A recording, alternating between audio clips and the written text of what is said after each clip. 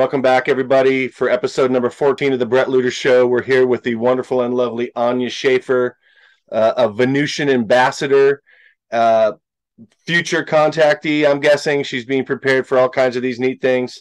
If you're with us for part one, there's some very exciting things that we're talking about, and what appears to be some very exciting things headed for Anja in the future, given the role that she's inherited from Omnek Onek, the lady from Venus. So let's just continue where we left off with the first segment, Anja. We were talking a little biblically about Jesus and souls. So just so I can clarify, so if there really is no devils or anything like that, who is Lucifer? Is that a real being? Is it just a designated energy that fulfills that role that's like the leader of these dark forces? I've heard other names throughout history, Ahriman. If you Beelzebub. If you study the Pleiadian stuff, they talk about Pelagon as leading the 200 scientists to Earth, which mimics the Book of Enoch and Semyaza and the 200 fallen angels. So who is Lucifer? What is Lucifer, and what do the Venusians say about that? Well, that's a good question. Actually, I can't really say because it's not my place where I'm really totally. I don't know these details. I don't know who Lucifer is. So, but maybe in the end, it doesn't really matter. Pardon? Maybe in the end, it doesn't really matter. No, we don't. I'm not focusing on that. This is my whole mission is I'm not ignoring the bad stuff or the negative stuff. I'm pretty aware of what's going on, but I'm more on the inside. I'm more into the feeling, what's good for me, where is my path, what makes me happy, how do I find truth and love and expansion. These are more, my Venusian spirituality. That's what I inherited is more focused on the inner light. And so, I can't answer questions about science, about history, about negative entities, about all the aliens and all these agendas. And I know there's so many beautiful people who have so much knowledge about that, and some of them are really in my space, but I'm not the expert in darkness. Okay, I do remember in my interview with Omnek that she said that when you focus on the negative too much, you draw it to you. Well, that's a good question.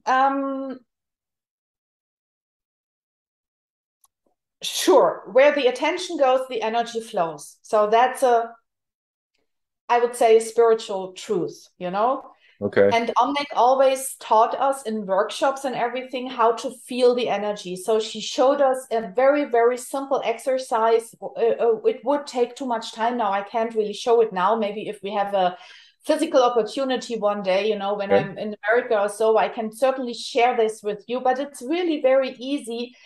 It's just to make oneself aware that where you focus your energy, that you can even feel electricity going through between the hands and the fingers and everything. So when you focus on something, you enhance it. And when you pull the energy, the attention away from something, it's like, it can even fall apart, or it's not boosted anymore by your attention. So what your attention is focused on, it grows.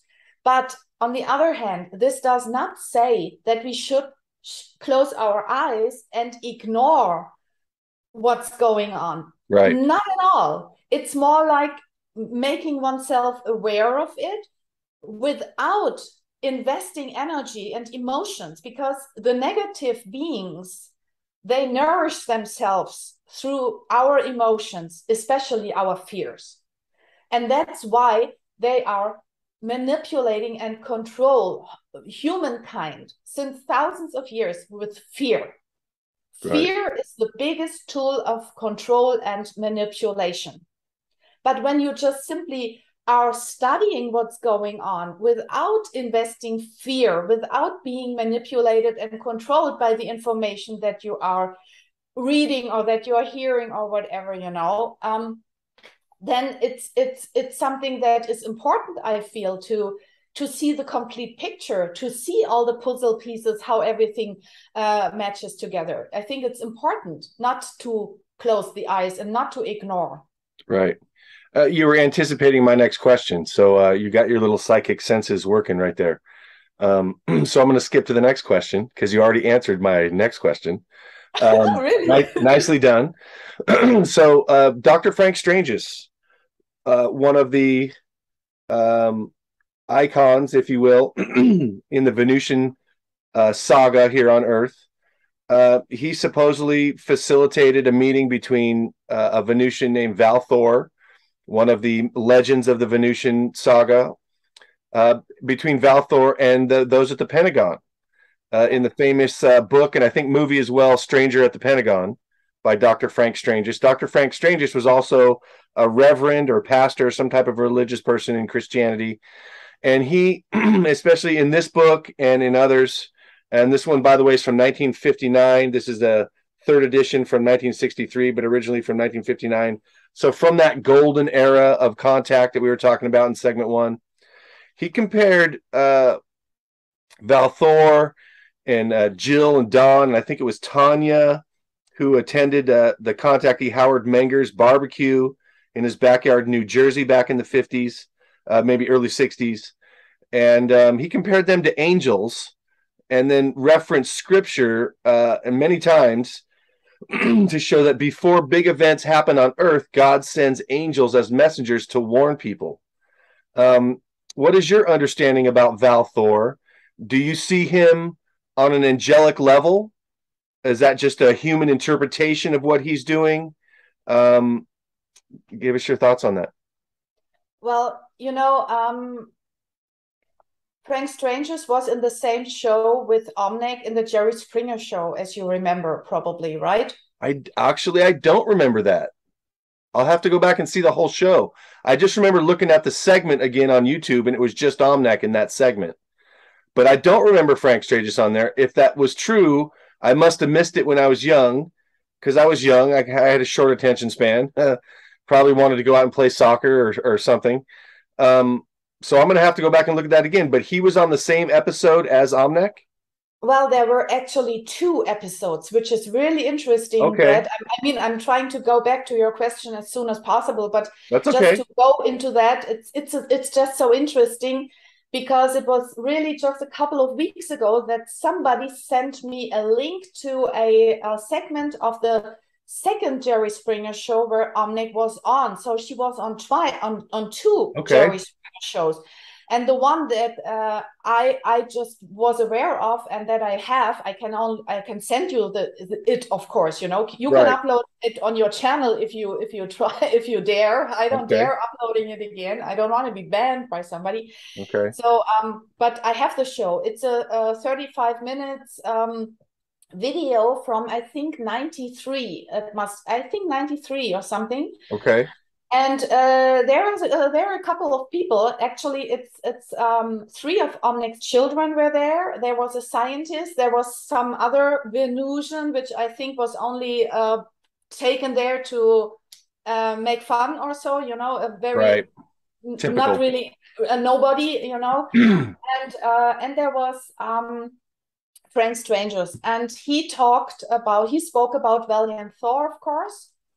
And he also asked Omnic if she knew Valiant Thor, and she was not completely aware of Val Thor. And me neither. I don't know him personally. That's what I want to say. I'm only aware of his existence. I'm aware of the story, and as far as I know, Valiant Thor is physical, so he is certainly having angelic traits and Venusian qualities. He is certainly an advanced being, an advanced human being, but in my perspective, angels don't have physical bodies. But right. It's again just a matter of words.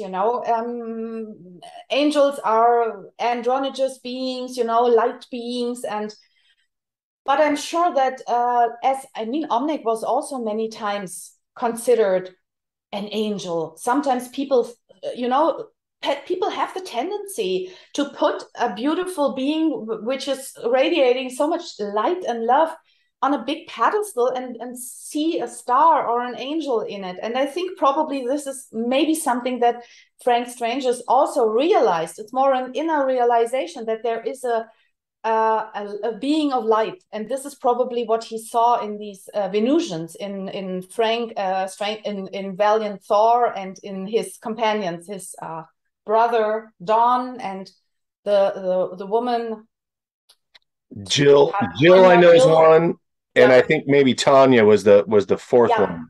Yeah, they were in the garden of Howard Menger. There's this very, very famous photo. It's also in our book. You are referring to this photo, right? Where they're in the backyard of Howard Menger.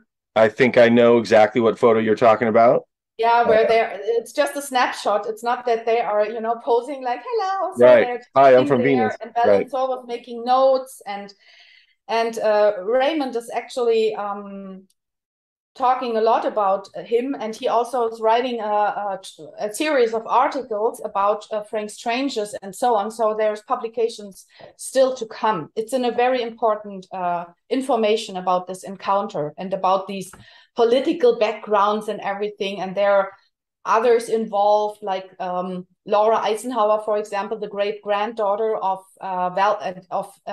President Eisenhower. She's also very active. You probably know her, right? She's also sometimes on the Mount Shasta Summer Conference she attended, and she's very active in truth research and everything, trying to find out everything that really happened and in what kind of way her great-grandfather was involved. And right.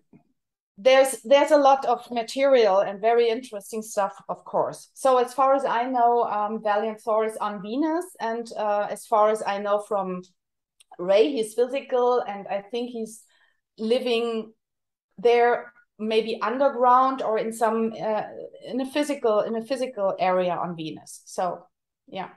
Very interesting. There's a really rare book out there called 666 by Dr. Brian Radke. And it sounds maybe demonic or something, but it's about Venus and how Venus was a comet and how Venus came to be in place in the orbit around the sun where it is, and that the sequence of planets around our sun is not coincidental. And he made the case that that NASA was actually covering up what they found on Venus when they sent, I forget the name of the probe that they sent there, but that they actually filmed or took pictures of domed cities that were on the surface of Venus, and that it wasn't all fiery and too hot for humanity. So I've never heard, even Richard Hoagland hasn't talked about NASA in that way, and he says a lot of negative things about NASA and the way they cover up. And of course, Jordan Maxwell comes in and says, well, NASA is really an outshoot of Nazi Germany, as we brought over the Nazis from Operation Paperclip, to start the CIA and all this stuff. Right. This is right. Not your territory, right? But no, it's not my territory. I just remember the funny stuff because Ray always said NASA is never a straight answer. Sure. Absolutely. Right. And in this book, I'm showing the English book, of course, from Ray. There's all this, there's everything, this is the whole thing, Bret. Where the mental capacities are still sometimes a little limited, because I even translated this book. Look at this German book, I edited that, translated it. I was working 4 months on that, and I can't really tell you in detail the content. It was like I was reading it, putting it into perfect German, and then part of it I forgot again because it's too much. Right. And Ray, this is one book, one of 7. And is there 7? I thought there was at least 3, but there's 7 of those. There's already 7 of those. Oh wow! And he wrote the other book that I'm going to publish now, the Gospels of Thomas and Mary Magdalene. As I told you, he's writing articles about Frank Strangers and Valiant Thor. He's now on article page, I think chapter 37. He's incredible. And he wants to write 3 more Venus books. And he said that the last one shall be his autobiography. And in the autobiography, he finally is going to reveal everything about his trip to Venus and his 10 weeks stay there, which is going to be exciting. Wow. Yeah. I can imagine walking into your travel agent and saying, yeah, I don't want to go to Club Med Cancun. I want to go to Venus. Jaw drops, right? Yeah. Incredible. So, all right, well, let's talk a little bit about your lecture. What's the focus of your lecture? I noticed that you're out there lecturing a little bit. I know when I first started to lecture, what a rush to have all the information right here, to have it flow out smoothly, have people understand what you're trying to say and really resonate with you. There's no feeling quite like it. Tell us a little bit about your recent lectures. Yeah, well, as I said in our first segment, I feel that I had an upgrade this year. So in the last 25 years, I have been the one who was translating Omnek. I was assisting her. I was her protégée, as you said. And this year, Raymond came into my life, or last year. And so I translated the book. And I planned the tour with Ray, and he was here from May to June. And we had public appearances, and I was again in the position of managing it and translating. And then I had my first invitation to be a speaker on my own. So this was this year the first time. It was actually while I was still here with Ray, I had this invitation to speak for the first time on my own at a convention. And it's so many interesting coincidences because it was the August the 20th, and August the 20th is Omnek's birthday. Right. I mean the Earth birthday, because she replaced an Earth child. So this is her birthday, the August the 20th, and this was exactly the same day when I had my first Venus presentation here in Germany. And at the same day, Raymond had a Venus presentation. I think it was in Pennsylvania or somewhere. So we were all 3 Venus focuses that day. And it was really very beautiful, Bret. I'm still so happy, and I'm still dwelling or floating in this experience because it was so wonderful. I was the 4th speaker. There were 3 men before me, 3 men like you with the hardcore stuff, partly also the negative stuff and all these, questioning things and important information, and really beautiful in a way because they're beautiful men giving wonderful information. And yet I then was the little end, I was the last speaker. I had least time. I just had 1 hour and 10 minutes, but I was supposed to bring the energy up to love. So I was the one who was then inviting all the audience, all the people, the 150 people, to follow me to Venus spiritually. And this is what it worked out. It was just beautiful. I spoke and I shared pictures and little videos, and I think I did a great job, and I enjoyed it a lot. And I'm looking forward to my next invitation, wherever it may be. Right. Wonderful. So you were like the balance. You got to have the feminine with the masculine, right? Got to have the positive with the negative. It's important to know about the negative, but let's bring in that positive to cap it all off, so we don't. And you won't believe it. The resonance of the audience. They all saw it, and so many people approached me afterwards and thanked me and told me how beautiful everything was, and that I was, I was really a radiant being. And they were 2 men, clairvoyant men, telling me that I had this lightful aura when I was talking, and they really saw me, and it touched them. And it was absolutely as you said, they were this male energy kind of before me, and then I was bringing the female, the divine feminine balance to it, and the audience was just thrilled. And we have no recordings. It was a people presence power event. So I got goosebumps as you're saying that. It's incredible. So are you familiar with Alison Armstrong? Alison Armstrong? Yeah. No. Okay, she does a lot of work about the masculine and the feminine, and how each form of human is different in distinct ways, and she suggests many ways of how to work together. But in a nutshell, she basically says that the male and the female complement each other, and they're intended to work together. Like in corporations today, you have team building, where the sales department has to go out and do like a ropes course or build something to learn how to work together. That's really one of the main issues between men and women, or masculine and feminine energies on Earth, is that those energies need to learn how to work together. And that really, if you look at humanity's issues through that lens, you could really describe all the problems that we have based on that separations or lack of understanding between the masculine and the feminine. And so I can't help but think that it wasn't a coincidence that you were brought in at the end there to balance things out. And that has to be one of the goals or strategies of the Venusian public relations campaign, is to help men and women both learn not just about themselves, but how to work together. And so it seems like Absolutely. that your position in that lecture was like an actual example to people of how that's supposed to work. It's so perfect the way you say it. It's absolutely perfect. And you know what? Omnic always said that it's part of the transformation process that the earth is now going through, that male and female energies will find balance again.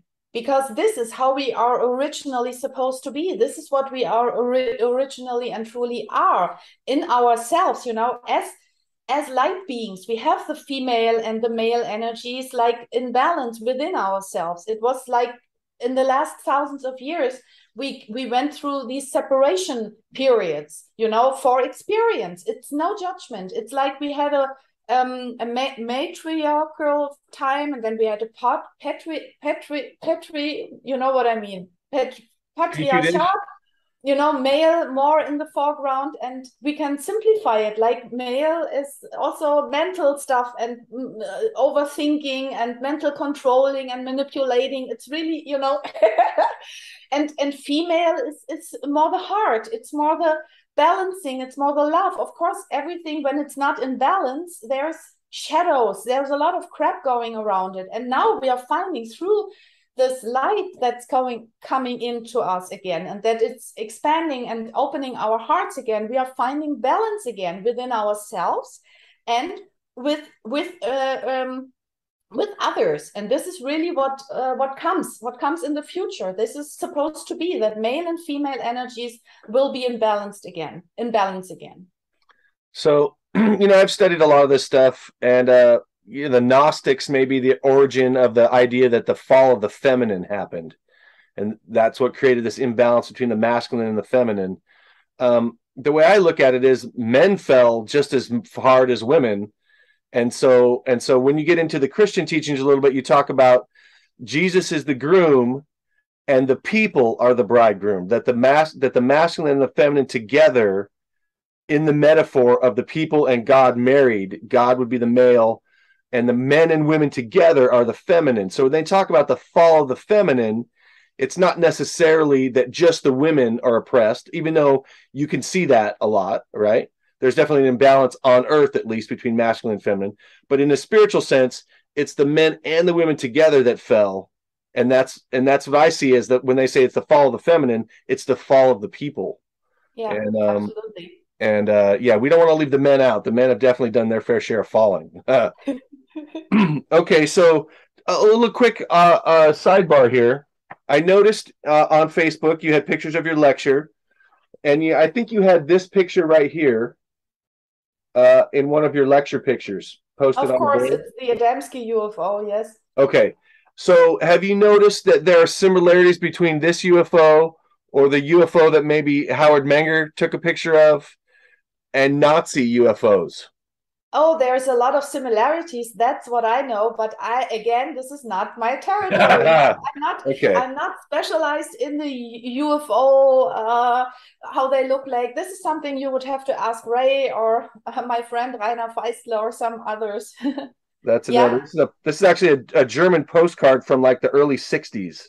Oh, that's great. Isn't And that? this is, of course, the mothership with the little ones, the mothership in the corner, and the other one, what is it, the moon? You know what? If I could read German, I could read the back of this postcard, but I can't Oh, really read oh, German. So oh no, I can't read it. yeah, It's blurry. it gets too dark if I put it up too close to the camera. But anyway, I just thought I'd throw that out there. I had a feeling after our conversation today that maybe that Well, would there's, be your you know area. what?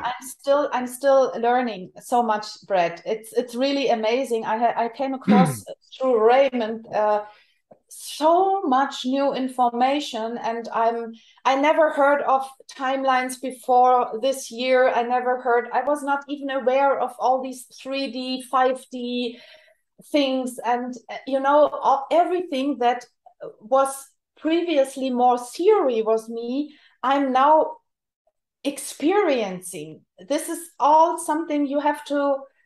I'm still growing. I'm still learning so much. And I know that Ray, in one of the lectures on our tour, he mentioned um, something that there, and I know it also from Omnic, that there are connections between Germans and the UFOs from the Nazi time right. and the way they look, and Yeah, Venus, and there is I can only say keywords because I don't have the puzzle okay. pieces together yet, but I, there are connections. I will save that one for Raymond Keller, and hopefully I can get Raymond Keller on the show at some point here real soon. A You friend of can have mine. have him with me together. This is no problem. Okay, wonderful. That would be great. Okay, we'll talk about that after we're done here. I have a friend. He recently passed away. I don't know if he got to meet Omnek when you guys came to Chico in 2015, but his name is William Henderson Everone, and he's the grandnephew of Jack Pappy Henderson, the pilot that flew the wreckage from Roswell over to Wright-Patterson Air Force Base. And that's a whole legend, that legend of Hangar 18 and the Roswell story, one of the biggest UFO stories in the world. Anyway, William, when I brought up that comparison between Pleiadian, Venusian, and Nazi craft, they all look similar depending on which ship you're looking at. He just laughed. He said, "Well, they're all just Fords and Chevys. They're all just cars. They're just like cars on Earth. They all look similar out in space. All the ships look similar too." So he really got a kick out of saying that. So anyway, I just thought I'd share that with you. But I think not all UFOs or spaceships or ships, they're all different. I mean, this is really a Venusian type, what we are talking Okay, about here. This is the okay, Venusian type that's very similar to the Nazi German type, but right. it's still a subject I don't It's a know more. fascinating subject, the It's a implications of fascinating which thing. are very interesting because that whole alleging of Nazis working with different ET races or settling on one ET race and then working with them. Maybe that's what led them to Antarctica to form the Schwabenland. That's a whole other issue here. But so And to Teutonia, you know what, Brett? Omnic always said that she came from Teutonia on the astral Venus. That this is the name of the city, and Teutonia or Teutonia, whatever, however you want to pronounce it, is of course very related to Deutschland. So this is okay. again something that's connected. And there is another connection with German scientists and the wormhole and time travel. And I think she said something like there was a German scientist visiting Venus, and this is this why the city was named after him. And I never got that because this would mean that that there must have been a time travel thing connected, So Interesting. this is still blowing my mind, and I can't really get it yet. You're blowing my mind. So a Venusian city is possibly named after a German scientist. That's very Uh-huh. interesting. So Uh-huh. I know in studying Nazi Germany and the history of Nazi Germany leading up to the war and stuff, they were really into the occult. Lots of secret societies were coming on. But one of the old secret societies that was carried forth, maybe as far back as the 1700s, is the Teutonic Knights. And that's a reference to Hyperborea and the ancient land in the north from which the Nazis claimed that the Aryan race came from. And of course, that's connected to the Hollow Earth, like Shambhala and Gartha. And then let's come full Yeah. circle back to Mount Shasta, where I first Mm-hmm. met you in 2015. How has your awakening made you more aware of Mount Shasta? And is Mount Shasta the city of Telos, supposedly beneath there, ascended masters? the connection to Valthor, maybe, and other Venusians, ascended Venusians, maybe, or advanced Venusians. How is that playing into the future? Any information on that? Have you had any revelations along those lines? Um, when we met, Bret, when I was there in 2015, I was still in I would now say 3D consciousness. Okay. So when I was walking around there, I was really focused on Omnic's taking care for Omnic and helping her, supporting her physically. And when I was doing a hike with some people, I know that I did not have the frequency to make an experience with the inner earth, or I was not even aware of telos, and I didn't meet Saint Germain, and I did not see a UFO. Really? I think this is really all because I'm kind of protected in a way, because I have to focus on my physical stuff here as well, and I have to integrate the light and live with that here. So all these kind of things, when I'm ready, I'm sure I will have my experiences. As Ray also said, he had an experience with a light being. It's in the book. Was it in Mount Shasta, where he met Lady Ankara, the light being, and everything? So there are these experiences possible, but they have to match your frequency, and you have to be ready for these kind of experiences, whatever it may be, whether it's a spiritual experience on Earth, or whether it's a space trip, or whatever, or an astral whatever. Everybody receives, I think, or makes the experiences that are important for themselves, for himself, herself, for her mission and spiritual growth. So is this? Yes. I'm sorry. Go ahead.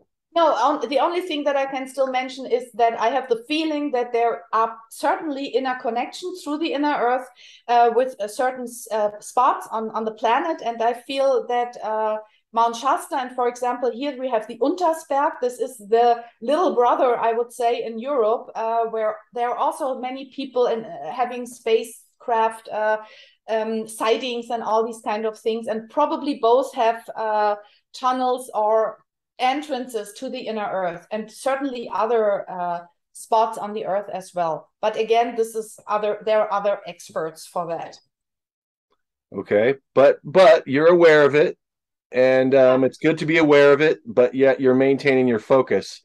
Yeah. Lord knows I'm trying to write a book right now, and boy, it's hard to maintain the focus, especially with all this stuff going on in politics and with the inflation and all this stuff. Just out of curiosity, how is the inflation over in Germany? Is it like here in America? Are prices going up everywhere? Yeah, it's ridiculous. It's tough to deal with. Absolutely. Okay. Last question. Yeah, but I think this is just, again, the negative agenda trying to get on people's nerves. It's working. Yeah, but it shouldn't. You can't. That's the test, right? I can see the prices. Yet, well, if I still have the money in my pocket, I can say, well, thank you, God, that I have the money to put gas in my tank, and not worry about it and not complain about it, But we really have to focus on inner abundance and on light and love and happiness. That's really absolutely important, to get out of the mind into the heart. Despite what's going on around us. Certainly. Okay. Because this is how we change it. We change it by pulling the energy back to ourselves. This is when we realize that we are the creators. We create a different reality when we decide where we want to put our attention, our focus on. Instead of nourishing the stuff that's already there, create something new. And this is by visualizing and realizing who we truly are. So it's the inner work. Okay. Beautiful. Okay, last question. We got about 4 minutes. Do the Venusians have a specific plan for America? No. No, just the world in general. Bret, the Venusians, as far as I see them and as far as I know, they are taking care for the divine plan. this is what they have in mind. So the divine plan is not focused on America only. Okay. The divine plan is to bring forth soul realization and the liberation of Earth, to bring it to a higher consciousness, the transformation of the planet, to free souls from all this crap, from all this manipulation and so and so. So bringing teachers, bringing information, bringing love, bringing light, and all this is what the Venusians and other benevolent friends and ETs are focused on. This is how I see it. Yeah, Okay. it's concerning the whole planet. Okay, well, that's good to know. I asked because, you know, Val Thor supposedly met with the military, American military, at the Pentagon, and I'm guessing they talked about nuclear weapons, and since America had arguably at least the strongest military in the world, it stands to reason that they would try to talk to the Americans at least at some point to make sure they didn't fly off their handle and push the button, so to speak. So that's what I thought I'd ask. You know, Okay. there's all kinds of occult Well, reasons. Ray could speak with you about Okay, that very, very precisely. I'm sure he knows everything about that, I political add. stuff and so on. Okay, so I don't know when it's going to happen here in the next month or two, maybe. Let's get you and Ray on again and talk about, and then we get the balance of the masculine and the feminine example again. And I have a feeling that you two would work really good together and be an example of that. So I think that could be very important for our Well, audience. we already did. Okay. I still have to work, publish the lectures. You know, we gave presentations here, and I have a couple of recordings. So it was perfect. Ray was, I was translating. We are a great team, Ray and I. Okay. Absolutely. Wonderful. Wonderful. Okay, we got about a minute and a half left. I know you gave your website at the end of the first one. It was venus-spirit.com. That's right. Okay, and can I get you to you mentioned a lecture I think you did, and then maybe also the Omnec the video. You don't have a link for the Omnec video, I think you said, but so can you send me the lecture link for you so I could post that at the bottom of the description of this lecture, and so I can post it on BitChute, and then I'll get you the links first after I upload them and do the description and all that stuff. I'll get you the links first, and then we'll talk about me getting you those files so you could put them on your channel as well.